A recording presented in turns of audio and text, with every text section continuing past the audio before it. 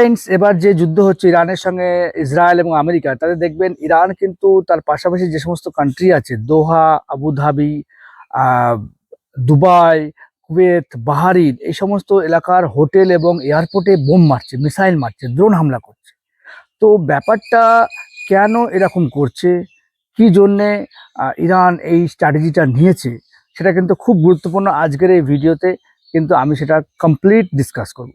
দেখুন, ইরান ভালো করে জানে যে আমেরিকা এবং ইসরায়েলের যৌথ বাহিনীর কাছে তার যে মিলিটারি পাওয়ার খুব একটা বেশি না। সুতরাং তারা ডাইরেক্ট যদি ইরান এবং আমেরিকার সঙ্গে ওয়্যার করে, তাহলে তারা হারবে, এটা অবশ্যম্ভাবী ব্যাপার। ওই জন্য আপনারা পুরোনো দিনের সিনেমা দেখেছেন, বলিউড, হলিউডের, যে ভিলেন যখন হিরোর সঙ্গে না পারে, হিরোর বাবা মা, ভাই বোন, নয়তো গার্লফ্রেন্ড, নয়তো তার ছেলে মেয়েকে ক্যাপচার করে নেয়, দিয়ে সেই পয়েন্টটাকে সে ইউজ করতে যায় যাতে হিরো সারেন্ডার করে। ঠিক এখানেও তাই হচ্ছে। ইরান টার্গেট করেছে এই সমস্ত গালফ কান্ট্রিগুলো।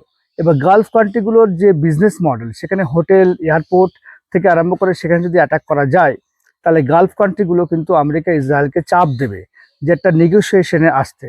এবং আপনারা জানেন আয়াতুল্লাহ খামেনি মারা গিয়েছেন, আমেরিকা হয়তো বা পিছু হটবে, কিন্তু ইসরায়েল কিন্তু যেহেতু যুদ্ধবাজ একটা দেশ, সেখানকার মানুষজন কিন্তু এই সাইরেনের আওয়াজ, এই সমস্ত দেখে দেখে অভ্যস্ত। ওই জন্য ইসরায়েল চাচ্ছে এটা একদম লাস্ট ওয়ার হোক ইরানের সঙ্গে। তো আপনারা কমেন্ট বক্সে জানান যে ইরানের এই স্ট্র্যাটেজি কি আদৌ কাজে দেবে? আদৌ কি আমেরিকা এবং ইসরায়েল ফাইনালি ইরানের সঙ্গে বসবে পিস আলোচনায়, নাকি যুদ্ধ কন্টিনিউ চলবে? অবশ্যই আমার কমেন্টে জানান।